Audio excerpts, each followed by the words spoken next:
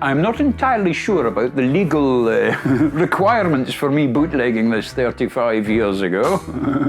Yeah. But no, I don't think anyone's going to fucking bother because nobody knows who it is. Yeah, there was a guy called John Vincent DJing in the Northern Soul scene in the early 80s, and he was playing an instrumental on a virtue acetate. If you know what a virtue acetate is. It's an unreleased acetate. There's no actual record exists of this record. There's only this one metal copy that they made as a demonstration, and obviously the record label thought, that's shite, we're not going to put that out, get it in the bin.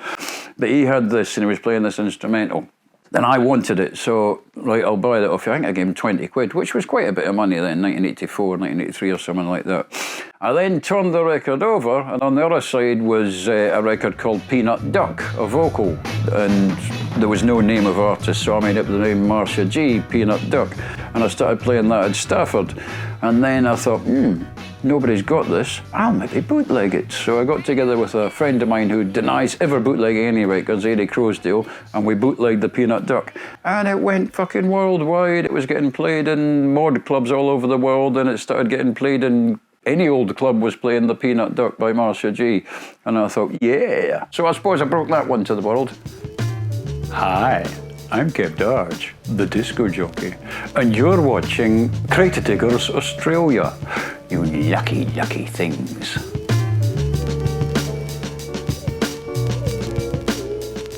First record I ever bought. First record I ever remember having an effect on me was the Human Beings, Nobody But Me. So I got into Northern, I was up in the north of Scotland and all that, and there was an RAF base where I used to go and do Taekwondo, and a couple of my mates from Newcastle, heathens from south of the border, went up to the DJ and handed some records, started dancing, and started doing all this fancy Northern Soul dance. I thought, fucking hell, that's a sort of club scene in England and all that. Oh, can I come sometime? Aye, we're going to a night in Dundee in a couple of weeks, do you want to come with us? I thought, yes. And I went to this club in Dundee, and I wasn't interested in the music.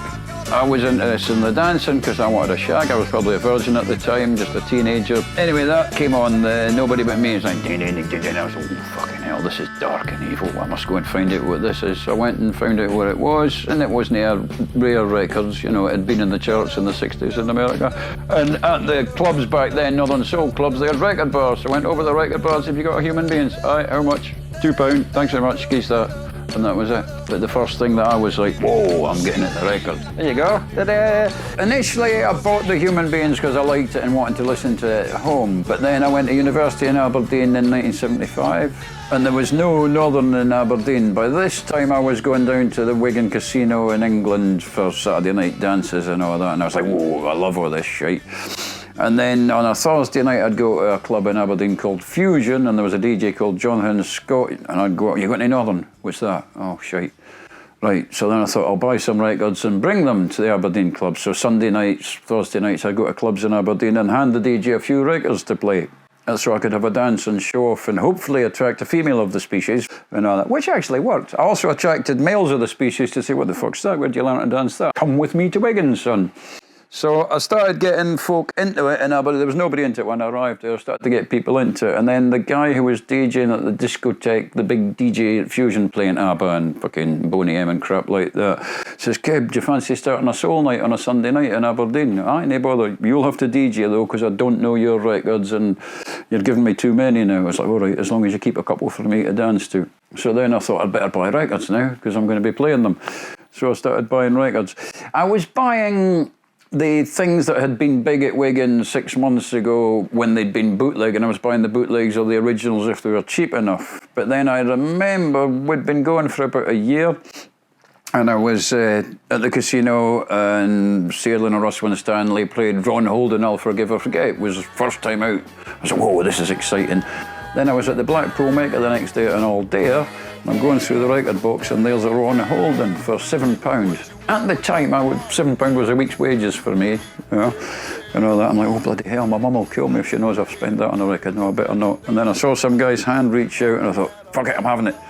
So I bought my Ron Holden, clutched it all through the all-dayer, back to Aberdeen, played it at the Centre City Soul Club in Aberdeen, and the folk were like, wow, Keb's got a Wigan record. And the next week, there was folk arrived from Edinburgh and Dundee and Stirling to hear me play this Wigan record. So it took me about a year before I started thinking, right, now I know what to do. I'm going to buy the records other people don't have. And be special.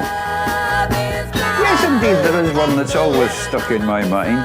I used to deal with a guy called Richard Minor from Florida and buy records off him, and he was a big bootlegger. He got put to prison a few times, blah, blah, blah, blah. But then each time he came out, he'd get lists and all that. And then he died, and I thought, what a shame. Brilliant. I'm off to Florida. And so phones up his wife, and I'm coming out to Miami and all that, blah, blah, blah, blah, pretending I was just going to Miami for a holiday and all that. Would it be okay to come and look through the warehouse? Okay, you just call me when you get here. Like, aye, right, no bother. And that. So I gets there. Phones are up. Oh, we're not ready yet. So this went on for a week. I went up to Orlando, Disney World, all that business. Then phones are up. Maybe tomorrow. Okay, you can run tomorrow. I'll give you the address. So, like, brilliant. So I goes round to the house. In I walk, and there's the son, who's in his 30s or 40s, lying on the sofa with 2 bottles of Jack Daniels next to him and his own piss, like, I'm like, oh, all right. So I sit down, are the records? No, the records are in the warehouse. I'll take you to the warehouse later. Would you like a soda? I'm like, yeah, could I have a Coca-Cola, please? Okay, son. So off she goes to the kitchen, out she comes, shotgun in hand, shotgun into my boys. You try and steal any fucking records, boy, I'll blow your fucking balls off. I know what you people do. You throw them out the window and you come back later at night and get them. Well, you won't get me with that. I'm like, aye, all right, I'm not going to do that. I'm just here to buy records, Ken. I said, okay, I'll take you to the warehouse. And I'm there for about 4 or 5 days going through this warehouse. And there's a toilet downstairs. There was 2 floors. Downstairs beside the toilet was all the original Sun stuff like Rockabilly, Carl Perkins, blah, blah, blah. Don't you go near them. They're special records. Oh, okay. Your stuff's upstairs in the boxes. And it was all in big cardboard boxes. Anyway, we goes back to the house. The Sun's lying there. I've got my little basket full of records and all that. Bobby, you sort this man out. So how much you'd like to pay for those records, sir? So, a couple of dollars each. And she comes, wig off down. I ain't no working my fucking fanny off for no fucking $2 each. Into the kitchen, picks up her gun again. The son stands up, bang, knocks out his mother. I hope my mother hasn't given you a bad impression of our beautiful state. No, lovely mother. Cheerio, thank you. Off I went. 10 years later, I'm DJ Shadow, I'm hanging about with him and all that. For a young boy, I thought, you're a young fucking kid, you know. To me, Josh is a young kid. How the fuck did you manage to get so many good records? Well, Keb, I was in this old woman's warehouse in Miami 4 years ago. I says, and it was just fucking swamped with fucking funk 45s. Was her name Edna Minor? Yes, it was. I'm like, shit. You did it and Butch did it before I did it, so I was peeved. Sort of records that I managed to boost the price of. Yeah, virtually everything through my Northern Soul period and through my Deep Funk period. So I was finding records at $3, $5 each. Stuff on Shrine like the Kairos. Records that I would find, cover them up, change the name, put a false name on with a bit of paper and all that, and play them as a DJ, make them popular. Sometimes it took months to break them, sometimes one night, and folk were like, whoa, what's this? And all that. And then after 6 months to a year, I think I want to move on, I'm going to sell that. And some fanatic collector or a DJ who wanted to play the tune would come and say, oh, I'll give you fucking 300 quid for that. And then eventually with the Deep Funk it became 1,000 quid, I'll give you for that one. Most prized record at the moment. Look at the condition of that, gorgeous. That's your surprise, can it be? It's been bootlegged. But kids, the bootleg sounds like shit. Don't buy it. Buy the original. Spend the extra how many $1,000 there is to get the original because it's crisp and loud. I know that. I picked it. There you go, and there's that. The Omen's Searching. Check it out on YouTube or something. It was recorded in a 3rd floor apartment on a 4-track tape recorder with only 2 tracks working or something. And recorded in 1 take. And it sounds like a masterpiece recorded in one of those super Phil Spector studios, but it's not. It's in a tiny wee room like this they recorded it. Tremendous, but quite rare. It's also been bootlegged, but the bootleg sounds great. Would you like me to pick them out, young man? As I said, would all be garage. I've actually picked out one which is Northern, but it's garage. So that's the Plagues. I've been through it before. Another one. Same sort of effect, another one that the Northern Boys, a garage record, classic garage record, the Squires going all the way. Tremendous production, it's like still, wow, that's great. Every time I play it in a club, I'm like, yes, they're going to get this one. And they do get it. Now the strange one in the pack, and that used to get played at Wigan. It's a Northern Soul record, but it's pure garage. This is the record that I played 3 times on Friday. I know that because I just got it, I'd never heard it before, and every time I hear it, it gets better and better for me. Clouds, Visions. Slightly psychedelic garage, but tremendous. From the last record is a really dark, evil, nasty garage record, and that's The Plague, The Face of Time. So those are the 5 Desert Island discs at the moment. Come and see me in 10 years, they'll probably change.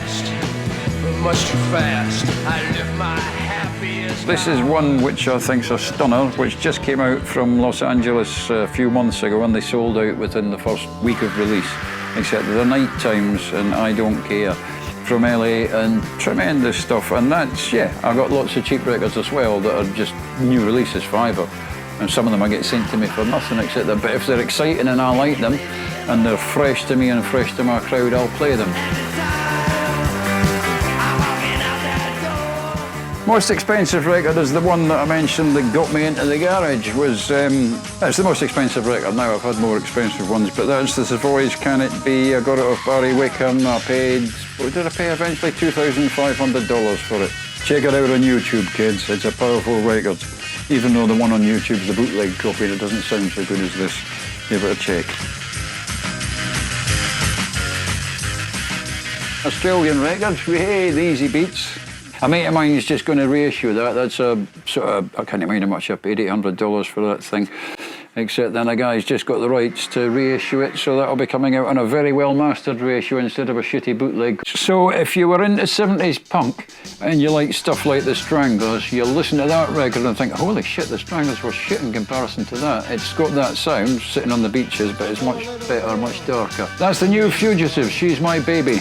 More rare records, very rare records. Lovely piece, chopped to bits with that. That's another one of those, ooh, collectors want it. It's $1,000 records. The Starfires, I Never Loved Her. On the other side, you get a rockabilly driver on the other side, Linda. So you get 2 sides for the price of 1. Just pretty records. Crying Shame, that's another one everybody wants. Beautiful records. Garage classic. You can get the bootleg, sounds like shit, or you can buy the original for 100 times the price, but it's worth the extra money. That was one. You'll never get one of these, Keb. Oh no, there's only 3 known copies. You'll never find one. You'll never find one. I found one. There it is. Apparently there's 5 known copies now. That's the Elite UFO. Who's Good Enough? Pounding, garagey, classic sounding thing. Other side's a surf instrumental. So there's a safety record. This is what you call a safety record. Quentin Tarantino and Miserlou, your Pulp Fiction theme tune. Oh, another Wigan garage thing. That was played at Wigan for a bit, and it's a garage record. The Avengers, Reflection. And it was Marky Linton's favourite, my best mate, just before he died. Back to rare, very rare, very rare, very rare, ridiculously rare. So when you say rare, are you talking, 5 pressings or? Well, no, they would have pressed up a few hundred, but knowing in the collector's world there's 5 copies known or 10 copies known or something like that. I'm not a serious collector, but I have the knowledge of a serious collector now. So I keep in contact with those folk, and I know how many copies, and I know virtually who's got the copies of certain records around the world type thing. Old, rare, old, there, new, marvellous. Los Angeles again. Wild Records from LA. It's a British guy called Rex that runs the label, and they've been churning out records for at least 15 years.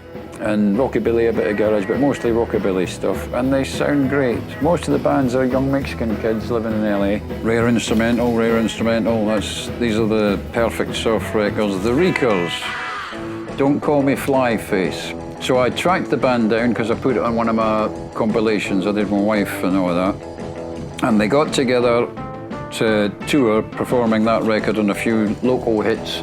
And garage, rockabilly, surf, great version. We know Wipe Out the Safaris. That was it was a Hoover washing machine and electric equipment shop that decided in the 60s when music was taking off, we're going to sell bass guitars and drum kits. And in order to help sell our bass guitars and drum kits, we're going to get some musicians in to do a version of Wipeout to advertise our shop with. And that is the advert for the shop. So you could go to that shop and buy your guitar and your drum kit or a washing machine or a Hoover. There's my safety box, the small faces. classics, Psychotic Reaction, you have to have classics, the Trogs, there's the Monkees, I'm a Believer, which every Northern Soul punter slags off any white record I play, it sounds like the Monkees. I'm like, have you actually listened to the Monkees? You know, I'm Not Your Stepping Stone or I'm a Believer, what tremendous tunes they were. So I keep that in there for the, oh my God, they're filled up with Sharon Traces, they don't know anything. I'd better play something they do know or they're going to leave.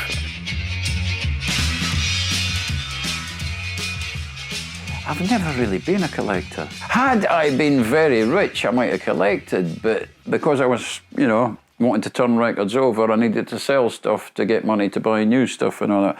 So I started with Northern Soul, and I was looking for unknowns. I started off buying the obvious big Northern Soul records, you know, like your Gueno and There's Just Say You're Wanted, the Tamangos, I Really Love You, the Salvador, Stick By Me Baby. Tremendous records, brilliant records, beautiful records. Sick to fucking death of them. I don't want to hear them again for 20 years. I got into, well, I didn't get into deep funk, I was sort of forced into it. I tried to get back into Northern, but the prices had gone up so much. Some idiot had sent a priced wants list to a load of American dealers, and then all the Yanks thought, bloody hell, this Northern Soul stuff's worth a lot of money, Jesus. And that was that buggered. But in my loft, I had loads of funk records. I used to supply the rare groove scene a bit with records when it was on the go, and hip-hop was just creeping into the world, and this is about 1988, 87, I thought, 87 divorce, 88, I started thinking, oh, I could start playing this funk stuff, and that'll attract the folk that are into hip-hop. And I was then playing at a club called the Brain Club in Wardour Street, and they were very trendy, and they got booked to go and do a Brain Club weekend in Iceland, and at the same weekend, folk in Japan wanted the Brain Club in Tokyo. So they said, Keb, we're going to Iceland, to hell with Japan, it's a weird place, you're going to Japan. So I took my funk set out to Japan with a bit of soul that I had purchased, but cheaper end stuff. And it turns up at this club called Gold in Bayside in Tokyo, first time in Japan. Anyway, at the end of the night, the guy comes up to pay me. And Japanese culture, they apologise for everything, no matter how good it is. And this guy's like, oh, go on inside, Keb, oh, can you what, daki. I'm like, what's that? And my girlfriend at the time, Yumi, is always apologising, it's no much money. So I'm like, all right, then how much is it? 750 quid. I'm like, holy shit, I'm staying here. So I managed to stay for 6 months till immigration were like, no, out you go. So I came back to Britain and started nights doing funk nights and all that, which eventually evolved into deep funk at Madame Jojo's, which then went big. Then I started flying around worldwide playing funk records. So I was doing deep funk on a Friday night at Jojo's, and then I said to the owner, look, on a Saturday, I'd been collecting rockabilly as a personal thing because I like rockabilly, but I didn't think I could play it anymore. I didn't think it would be accepted in the general club world. Then out came the Johnny Cash movie, if you remember, Walk the Line.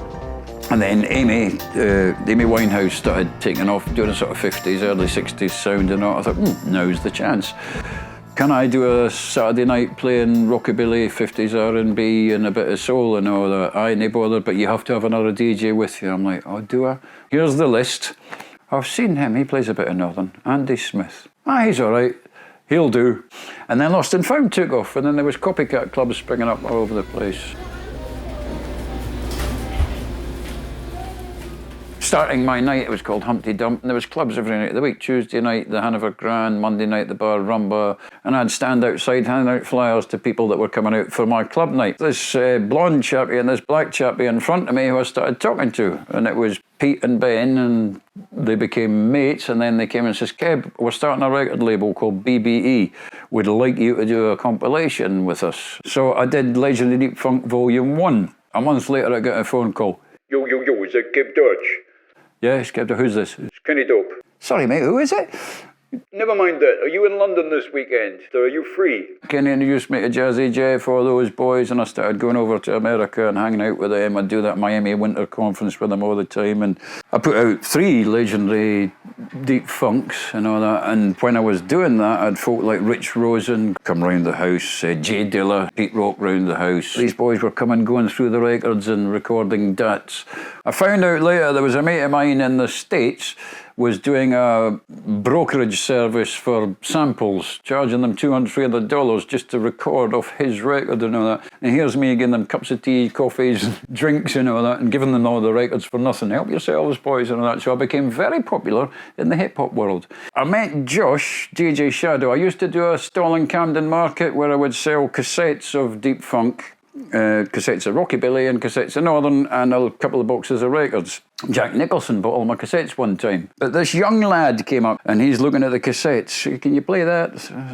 Now, I used to cover up all my records on the Northern scene. I covered up the records on the Deep Funk thing as well, for exclusivity, so it could be me, I'm the only one playing them, fuck you, you're not getting it type thing. So this young American, Josh, comes along and says, you got this down as Nathan Bedford Forrest. I've got it as Arthur Mundy. Like, what?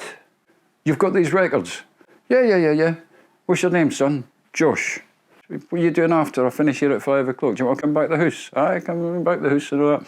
So I started making pals with Josh. We did a tour. He did the product placement tour.